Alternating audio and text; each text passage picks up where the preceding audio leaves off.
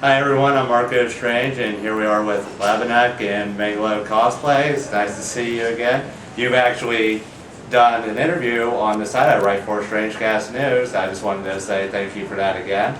Yeah, no problem. Hi, I am both Labanek and Mangoloo Cosplay. That's Mangoloo or Casey. I'm so excited to be back and doing another interview. Well, it's nice to have you here, and this is actually your first time. We're at a con called Tekko in Pittsburgh, Pennsylvania, and what brought you to Tekko in the first place?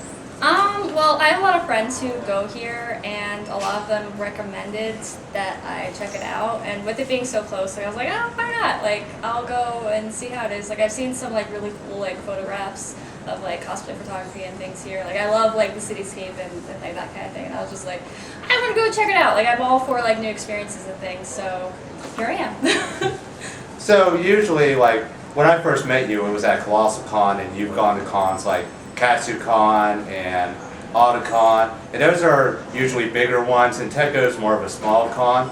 What do you think of Tekko in comparison? Like, do you like that it's smaller, or do you wish it was bigger, etc.? I think it's a little too soon for me to say because it is Friday, and I woke up kind of late today, so I've really only been to the con for like maybe like 3 hours. But so far, I really like it. I think it's really chill. I've run into a lot of people, like a ton of friends, a lot of cool cosplays. Like, I think especially now, like coming back from the pandemic, like I think starting off with like smaller cons is really nice and it's really refreshing. So it's a really good way to get back into the con groove before I go to something like really big like KatsuCon, which will be coming up super soon. Yeah, that's another thing I want to know. At the time of recording this, it's Friday of Tekko, which is technically the first day. Technically the first day is Thursday because you pick up your badge that day. But would you like to tell us who you're cosplaying as, for those who don't know? I'm cosplaying Asuka. I'm the Honkai Evangelion crossover mix, so it was like a little event that they had in Honkai Impact, which I definitely recommend checking out. It's a great game. It's made by the same people who made Genshin Impact. Which you have also cosplayed from. Would you mind naming some of the cosplays you've done for that series? From Genshin? Oh Yeah. god, so many. Amber was my first. I cosplayed Bloomy, I cosplayed Mona, Ganyu, Q-Tao, Kitching. I think there's more, but I'm forgetting. Like, there's a lot of Genshin that I've done. I completely understand. But actually, one of the reasons I wanted to interview you today is because you're cosplaying as Asuka. For those who aren't aware of you, your main cosplay for a long time was Ruby. You were doing every version of Ruby and even making OC versions of Ruby, like Goth Ruby or a Christmas version. And now, in a lot of ways, Asuka is sort of becoming your main cosplay because now you're doing the same thing with her. Why did you pick Asuka? Is that because when you compare the two, they're completely different? Well, yeah, like kind of like, well, with Ruby, she's more of like a cinnamon roll. She's like really sweet and hyper and awesome. But like in comparison to like Asuka, she's like a badass, and Ruby is too. Like, she has that big cool scythe, and I like really love it a lot. And Asuka is just like a cool, confident, badass person, and I think that's what like really attracted me to her. Like, it's just, like, she's just so cool and awesome. So that's why I decided that I wanted to cosplay Asuka. Have you ever thought about doing a crossover of the two? Like, for example, Ruby Rose with a plug suit, or Asuka with, instead of a spear, a scythe? You know, I've never thought of that before, but that is a really good idea. Like, that is, like, I would love to see Ruby in a plug suit and like, see how that would look. And, like, the other way around, like, Asuka in, like, the Ruby universe, maybe with a giant scythe. If you do either of those for your Patreon, do I get any of the money too, since I came up with the idea? I'll definitely credit you. All right, that's good enough. But that's another thing I want to talk to you. You're a Patreon. A lot of cosplayers, when they want to make money, there's so many different things you do. You can do Patreon, or Fansly, I think is another site, or even Ko-fi. Why Patreon out of all of them? Well, I like Patreon because I can offer a lot of different things. Like, for instance, my entire community is based on like I do sets, and I focus on community things, so like community events, so like with Discord. And Patreon is a really good way for me to offer like a whole lot of things instead of like selling like one print separately. I can sell it like as a pack and do like, oh, if you sign up for a month for like $35, you get 4 sets with some 100 photos of each. You get the community day, which is my event that I do with my patrons, where we play games together. It's really fun. And you also sometimes get stickers and Polaroids. Like, I just like delivering a ton of rewards. And Patreon lets me do it. So Patreon has been a great platform to do that type of thing for me.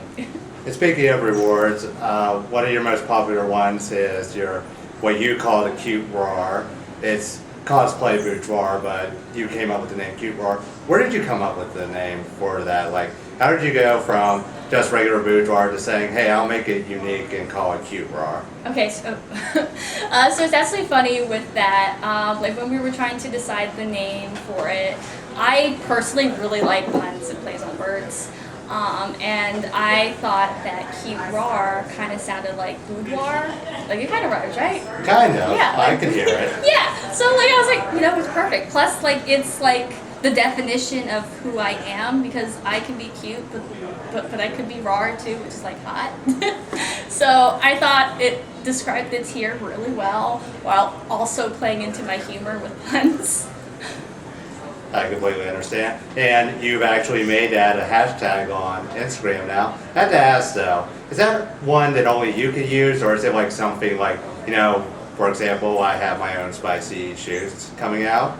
Hashtag shameless plug. But is it like one of those things someone else could use it, or would you prefer that it stays your thing?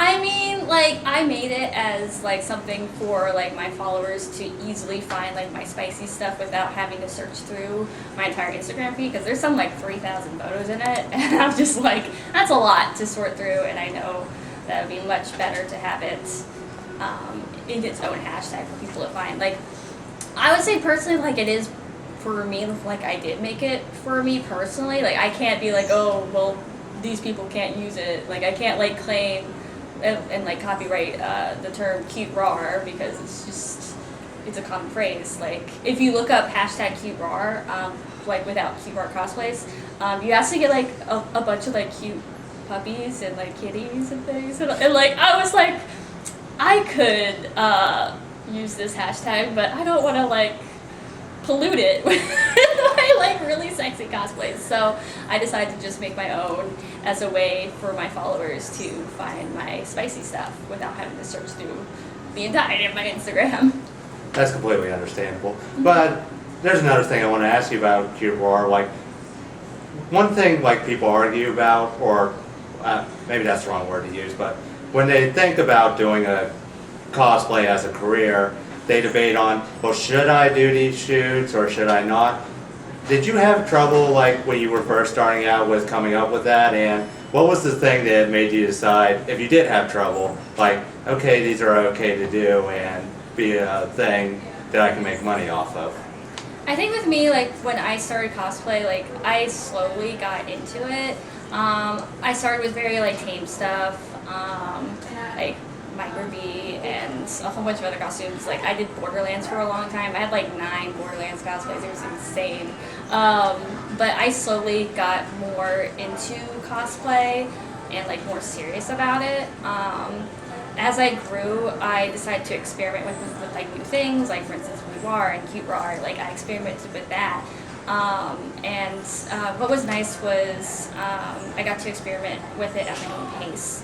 So if I wanted to try something, I had a really supportive partner and photographer who let me experiment, and like we tried like different poses or different themes, and that like really allowed me to grow and like figure out like what I'm comfortable with versus like what I'm not comfortable with. So yeah, like a suggestion for like new cosplayers who are wanting to do it is like take it at your own speed. Like you don't have to go like full force into like the deep realm of cosplay photography, whether it be spicy or non-spicy or whatever. Just like do what you're comfortable with, and at the end of the day, like cosplay is about having fun. So as long as you're having fun, that's what's important. Absolutely, and another thing I wanted to talk about is like you're saying how you got comfortable with it. In a way, you kind of keep growing with that because like you've always had your cute bar, but now you have Just Rar, which I haven't seen them. I've heard that they're booked up currently. Like I said, that's all I've heard. I have no idea myself, but. Is it just something like you eventually get more comfortable? Like, is there a certain cutoff point you do have? Like, I will never do this or that, etc. Well, like for one, I don't do nudity. Like that's my absolute cutoff. Like completely no. But I really have gotten close to it. But like with like the cute raw tier. Like, if you go back and look at my older sets, if you're a patron, like, you'll definitely see, like, I grew with, like, my comfort levels. Like, God, how long has it been open? 3 years? It's like 3 years of growing. Like, my very first one was me in a one-piece swimsuit in my bathtub. And it wasn't even, like, really that spicy or anything. I think I was just chilling in my bathtub, and that was it. And like then you get to like the ones today where it's like a lot more, but again like it's like I had a lot of time to grow at my own pace, and being able to comfortably like try out like new things with my photographer, like during the shoots, like sometimes like I push myself just a little bit more, and at the end of the day, like because like my photographer is also my partner. Like if there's a photo that I'm really not comfortable with, I can go like, oh, let's take that out. Or like if it's something that's new that I've never tried before, but I'm like, wow, you made me look really hot. Let's keep that in. Then I'll be like, let's just keep that in, and that's my new comfort level, essentially. And also, you're even going further now. You actually made a Fansly account, and when it first started, you were saying that it was going to be for custom things. And just for the record, like she's been public with this, so I'm not like trying to throw anything that has been said. Like that didn't go through because you still wanted to like build up to it. But what was the decision making behind making a Fansly account and being like, oh, I might want to get into custom sets? Well, like it was ultimately supposed to be on Patreon, but we found out that it won't really work on Patreon. So we were like, okay, so we can do like the spicier sets still on Patreon, but like we can move all the custom stuff to Fansly. And at first, like I was like, I want to try to do custom stuff, but then I realized that it was like way over my head. Like I am kind of like very vanilla, like very, very vanilla. So a lot of the requests people made, I was just like, I gotta Google this. And so I was like, oh, well, that's what that is. Okay. Here I'm thinking I would be like, oh, who wants a happy birthday message? And I was giving me all these really complicated things. So I was just like, okay. So I ultimately decided that I'm not gonna do custom stuff, but I do like fan signs and things. So if like somebody wants me to have like a sign that says like their name on it, like I can do like a cute little, like my best handwriting of their name, and take a picture so that they have that. So that's what I do on Fansly. It's just pretty much fan signs. Do you think you ever will make the jump to making custom content if it's in the right situation? I don't know. I think right now probably not. Like I have like a lot of boundaries with it, and I just don't want people pushing them too much. Like again, like cosplay is about having fun and do things at your own pace, and I just don't want to feel like pushed into it because there'll be requests that I'm obviously not comfortable with. So yeah. Completely understandable with that too. So just want to ask, since you are cosplaying Asuka and you've done so many different versions of her, what's your favorite version that you've done so far? Oh god. Oh no. Oh gosh. I mean, like I love all of them very differently actually. Like I love this one because this design is so unique, and like I love the details of it, specifically the Honkai Asuka. And like I love her new outfit too, like the white plug suit. I actually like worked really hard on trying to get a bodysuit that I bought online to like fit properly because it was like baggy. Like it literally looked like the trailer where like she's putting on the plug suit and it's like all baggy and then it like suctions on her. So it looked like a baggy vest before, and like I think what I really like about it was I took it from it being super baggy and I modified it like a lot to make it actually fit me. So now it actually looks amazing and cool. So I guess between those two, like a lot. Are there any versions, like this is obviously not going to be your last Asuka cosplay, and there's still versions you haven't done yet? For example, there's a swimsuit version of Asuka's original plug suit, there's schoolgirl Asuka, there's the yellow dress, I could go on with all the different versions. Are there any versions we should look forward to you cosplaying? Oh god, there's so many. Yes, I definitely want to do the swimsuit one. We actually was gonna do that one, but I realized I had way too many summer cosplay plans for this past summer, so maybe next year. I also like, I really want to someday do like the test plug suit. I think that would be really cool. Although that one's really complicated because it's so sheer, because it's just like the sheer front to it. So I think with that one, like what I would need to do is actually learn how to use latex, because I'd want to do a latex suit. So yeah. Also school outfit, like I want to do a school one and the yellow dress that she has. Like, there's a lot of versions. Plus I like crossovers and things. So maybe that Ruby and Evangelion one. Yeah. I like that idea. Which was my idea, just it's so a great everyone idea. knows. In case you're a cosplayer and want some awesome ideas, you know, there's going to be a link to all my stuff in the description, so just send me a message, I'll help you out. So, this is actually close to the end of the year, it's December. Overall, what's the plans for next year? Like, we're already talking about Asuka, but are there other cosplays that you're like, I'm definitely doing this next year? Oh god. Okay, so I actually have a spreadsheet that I made, and I have pretty much, I think, the next 6 months planned. I'm trying not to like schedule things past the 6 months because I change it so often. But like some things I have planned, I have like another Looming that I'm doing from Genshin Impact. I'm doing Blue Archive, which by the way is a great game. So it's a mobile game, it's a gacha game. It's fun. So I'm gonna do Mashro from Blue Archive. They also have a lot of other cool characters that look really awesome, like some gaming twin characters that I kind of want to do. Speaking of games, I really want to cosplay a PC, like the computer. Oh, I see. Yeah, I can be a computer chan for the memes though. Oh gosh. Sorry, I I have a whole list of cosplays I want to do. I also really want to make a Dilophosaurus, which is the dinosaur that spits acid in Jurassic Park. It's the one with the raincoat guy. Dennis Nedry.